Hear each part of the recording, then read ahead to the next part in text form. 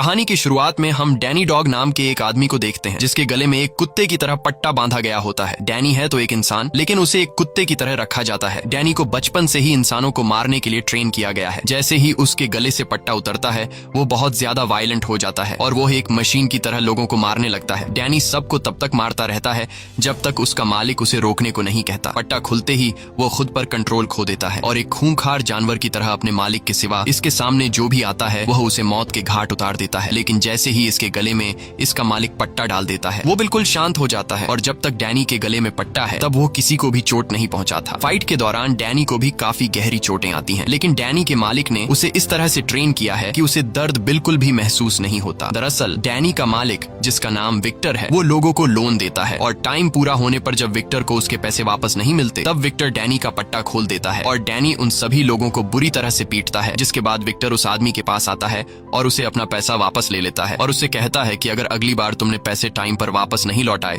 तो मैं डैनी को नहीं रोकूंगा। इसके बाद विक्टर डैनी को कुछ दूसरे लोगों के पास लेकर जाता है जिनसे विक्टर को पैसे लेने थे और जब वो लोग विक्टर का पैसा देने से इनकार करते हैं तो विक्टर डैनी के गले से पट्टा खोल देता है और यहाँ भी डैनी पूरी तरह से पागल होकर उन लोगों को पीटता है और विक्टर को उसका पैसा वापस दिला देता है। लेकिन डैनी विक्टर का इतना मुश्किल काम आसान करने के बावजूद भी विक्टर डैनी को बिल्कुल भी रिस्पेक्ट नहीं देता। वो डैनी को एक कुत्ते की तरह रखता है और हमेशा डैनी को एक कुत्ता समझकर डांटता रहता है। यहाँ तक कि डैनी को सोने के लिए रूम नहीं बल्कि उसे एक कुत्ते की तरह पिंजरे में बंद कर दिया जाता है। एक दिन फाइट करने के बाद जब डैनी वापस लौटा तो विक्टर का एक आदमी देखता है कि डैनी के सर से बहुत खून बह रहा था। तब वह आदमी अपने बॉस से कहता है डैनी को चोट लगी है, लेकिन विक्टर डैनी के जख्मों पर मरहम लगाने के बजाय कहता है कि इसे पट्टी दो और ये खुद ही अपने सर पर पट्टी लगा लेगा। लेकिन डैनी का दिमाग बिल्कुल बच्चों की तरह है और इस बेचारे को पता ही नहीं कि पट्टी को किस तरह से लगाया जाता है, क्योंकि उसने बाहर की दुनिया देखी ही नहीं और इसकी बचपन से लेकर अब तक की जिंदगी इसी पिंजरे में गुजर चुकी है। यहाँ वो पूरी तरह से अकेला रहता है, इसके साथ बात करने को कोई भी नहीं होता। रात को डैनी को अपने पिंजरे में एक किताब मिलती है जिसमें ABCD लिखी हुई होती है। वो एक एक पेज पलटकर उसमें बनी ड्राइंग देखने लगता है और तभी उसे एक पेज पर पियानो का ड्राइंग दिखता है। पियानो को देखकर वह उस ड्राइंग पर हाथ फेरने लगता है जैसे उसका पियानो से कोई पुराना रिश्ता हो। तभी विक्टर एक लड़की को लेकर आता है और विक्टर उस लड़की के साथ इंटीमेट होने ही वाला होता है कि तभी वह लड़की नीचे पिंजरे में डैनी को देख लेती है। डैनी को देखकर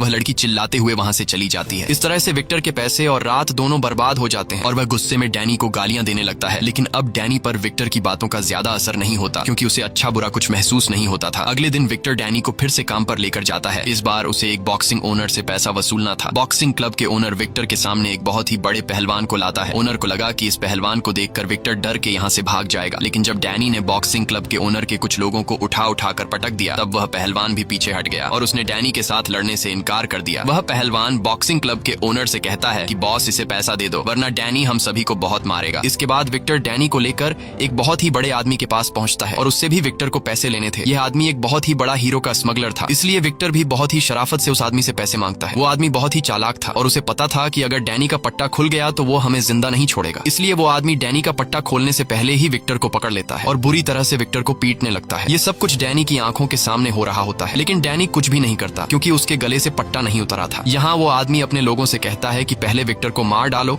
और उसके बाद डैनी को। यह कहकर वो आदमी वहाँ से चला जाता है और एक दूसरी पार्टी के साथ बिजनेस डील करने लगता है। वहीं विक्टर जैसे तैसे करके उन लोगों से खुद को छुड़ा लेता है और फौरन जाकर डैनी के गले से पट्टा खोलकर डैनी से कहता है कि इन सबको खत्म करो। पट्टा खुलते ही डैनी उन लोगों पर टूट पड़ता है और उन गुंडों को बुरी तरह मारता है। यहाँ और गुंडे भी आ जाते हैं पर डैनी उनको भी मार गिराता है। इसके बाद विक्टर डैनी को लेकर उस जगह पर जाता है जहाँ पर वो आदमी बिजनेस डील कर रहा था। वहाँ जाकर डैनी उस आदमी को पकड़ता है और उसे उठा कर फेंकता है। अब जाकर उस आदमी की सारी हेकड़ी निकल जाती है और वो आदमी विक्टर से कहता है कि तुम मुझसे जो चाहिए वह ले जाओ, बस मेरी जान डैनी से छुड़ा दो। विक्टर को पता था कि यह आदमी डायमंड और सोने का स्मगलर है, इसलिए वह सीधा जाकर उस आदमी के बैग में से सारा का सारा सोना और हीरा उठा लेता है। यहाँ हम टॉम नाम के एक आदमी को देखते हैं जो इल्लीगल फाइट्स करवाता था और वह डैनी के फाइटिंग स्किल्स को देखकर उससे काफी इंप्रेस हो जाता है। वही विक्टर को उस आदमी से पैसों के बदले में सोना और हीरा मिल चुका था, लेकिन फिर भी वह डैनी पर काफी गुस्सा होता है क्योंकि अंदर विक्टर गुंडों से मार खा रहा था और डैनी उसे बिना कुछ किए देख रहा था। इसलिए विक्टर के आदमी डैनी को लात मारकर गाड़ी में बिठा देते हैं और सीधा अपने अड्डे पर पहुंचते हैं और वहां विक्टर अपने आदमियों से कहता है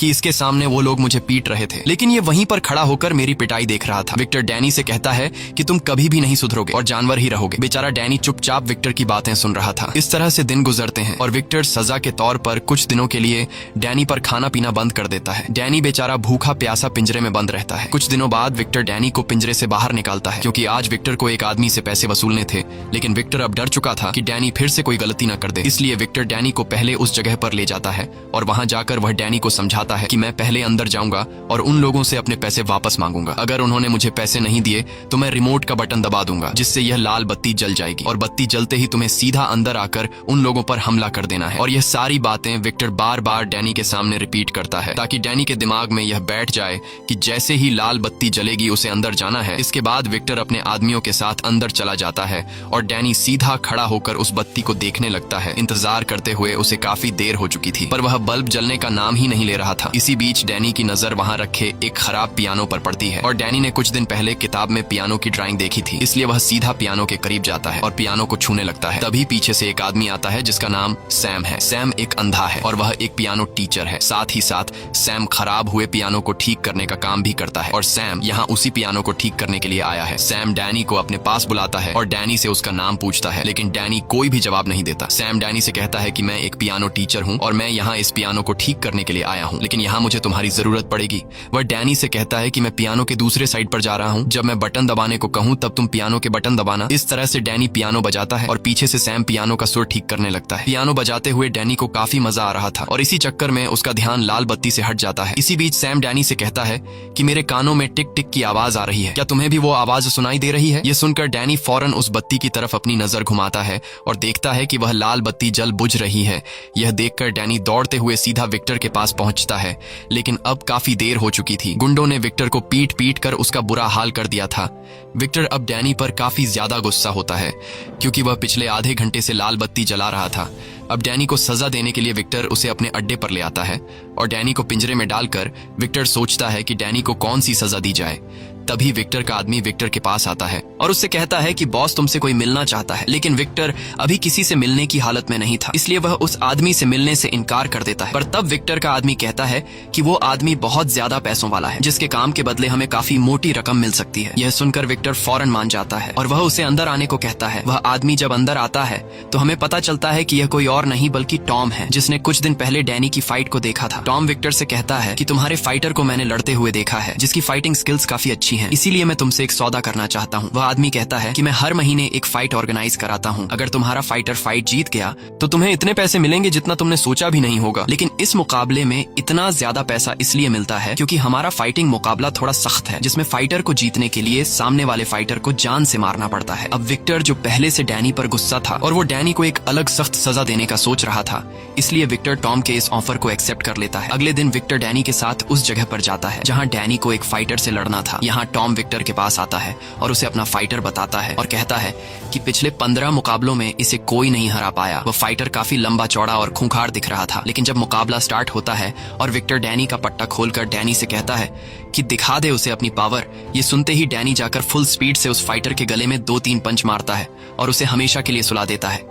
ये देखकर सभी लोगों के गले में सांसें अटक जाती हैं और टॉम नाम का वह आदमी जो यहाँ का ऑर्गेनाइजर था, उसे कुछ समझ ही नहीं आता कि फाइट शुरू होने से पहले ही खत्म हो गई। अब वादे के मुताबिक विक्टर को उसके पैसे मिल जाते हैं, जिन्हें पाकर उसकी खुशी का ठिकाना नहीं रहता, क्योंकि यह उसके पूरे साल भर की कमाई थी और उसे अब काम करने की जरूरत नहीं थी। वह कहता है कि अब मैं हमेशा यही फाइट डैनी से करवाऊंगा और ढेर सारा पैसा कमाऊंगा। आज वह बहुत ज्यादा खुश होता है, इसलिए वह डैनी से कहता है कि बता डैनी तुझे क्या चाहिए। डैनी थोड़ी देर चुप रहता है, पर फिर वह बोलता है कि मुझे एक पियानो चाहिए। यह सुनकर विक्टर उसका मजाक उड़ाते हुए कहता है कि पियानो का क्या करेगा, चल आज मैं तुझे एक अच्छे से रेस्टोरेंट में खाना खिलाता हूँ और एक लड़की से तुझे मिलवाता हूँ, क्योंकि तू कभी भी किसी लड़की के साथ नहीं गया। लेकिन डैनी कहता है नहीं, मुझे सिर्फ पियानो ही चाहिए। अब उनकी बातें चल ही रही होती हैं कि तभी एक ट्रक आकर उनकी गाड़ी से जोर से टकराता है, जिससे उनकी कार पलट जाती है। इसके बाद कुछ लोग हथियार लेकर कार से बाहर निकलते हैं और उन पर गोलियों की बारिश कर देते हैं। ये सभी लोग उस गोल्ड स्मगलर के लोग होते हैं जिसे कुछ दिन पहले डैनी ने पीटा था। इस हमले में सभी मारे जाते हैं सिवाय डैनी के, जो उन लोगों से बचकर भाग जाता है और सीधा पहुंचता है उस जगह पर जहां पहले उसकी मुलाकात सैम से हुई थी। सैम वहीं बैठा पियानो ठीक कर रहा था और वह आहट सुनकर समझ जाता है कि यह डैनी है। डैनी बुरी तरह से घायल था और ज्यादा खून बहने की वजह से वह वहीं पर बेहोश हो जाता है।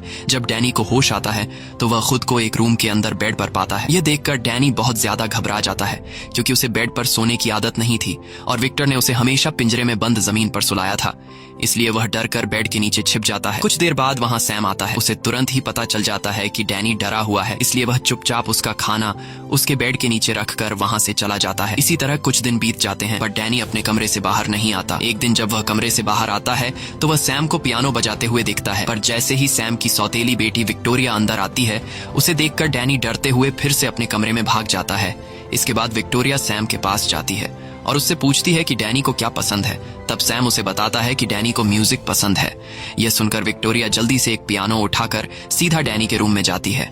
तब डैनी बेड के नीचे छिपा होता है। विक्टोरिया उसे वो पियानो देकर चली जाती है। कुछ देर बाद जब सैम और विक्टोरिया डिनर कर रहे होते हैं, तब डैनी खुद पियानो लेकर बाहर आता है। सैम डैनी से कहता है कि आओ हमारे साथ बैठो, और सैम डैनी को खाना देता है। लेकिन सैम खाने को बहुत ही अजीब तरीके से खाने लगता है, जैसे कोई इंसान नहीं बल्कि कुत्ता खा रहा हो। यह देखकर विक्टोरिया समझ जाती है कि डैनी को खाने का तरीका नहीं आता, इसलिए डैनी उसे चम्मच से खाना सिखाती है। फिर भी डैनी बच्चों की तरह हरकतें करता है और वह सारा का सारा सूप एक ही सांस में पी जाता है। यह देखकर विक्टोरिया और सैम डैनी पर हंसते हैं। डैनी को कुछ समझ नहीं आ रहा होता कि यह दोनों क्यों हंस रहे हैं, इसलिए डैनी भी उनके साथ जोर जोर से हंसने लगता है। खाना खाने के बाद जब डैनी अपने रूम में सोने के लिए जाता है, तब वहाँ उसके पास सैम आता है और सैम उसके गले से पट्टा निकालने की कोशिश करता है। लेकिन जैसे ही सैम उसके गले की तरफ हाथ बढ़ाता है, तब डैनी तुरंत सैम का हाथ रोक लेता है, क्योंकि उसे पता था कि पट्टा निकलते ही वह बेकाबू हो सकता है और कहीं गलती से वह सैम को नुकसान न पहुंचा दे। तब सैम भी उसे ज्यादा फोर्स नहीं करता और कहता है कि जब तुम्हारा मन हो तब तुम अपने गले से पट्टा उतार लेना। अगले दिन सैम डैनी को मार्केट लेकर जाता है ताकि डैनी सीख सके कि लोगों के साथ कैसे घुल मिलकर रहा जाता है। सैम उसे मार्केट में सामान खरीदना सिखाता है। सामान खरीदने के बाद जब यह दोनों घर पहुंचते हैं, तब सैम डैनी को खाना पकाना सिखाता है। शाम को सैम डैनी से कहता है कि विक्टोरिया की अब कॉलेज से छुट्टी हो गई होगी, इसलिए तुम जाओ और विक्टोरिया को घर लेकर आओ। इसके बाद डैनी सीधे विक्टोरिया के पास जाता है। रास्ते में विक्टोरिया डैनी को आइसक्रीम खिलाती है और विक्टोरिया उसे सिनेमा में मूवीज देखने ले जाती है और साथ ही साथ विक्टोरिया उसे पियानो बजाना सिखाती है। सैम अपनी जिंदगी से काफी खुश था और अब वह लोगों के साथ घुल मिल रहा था। घर आकर रात को डैनी अलमारी में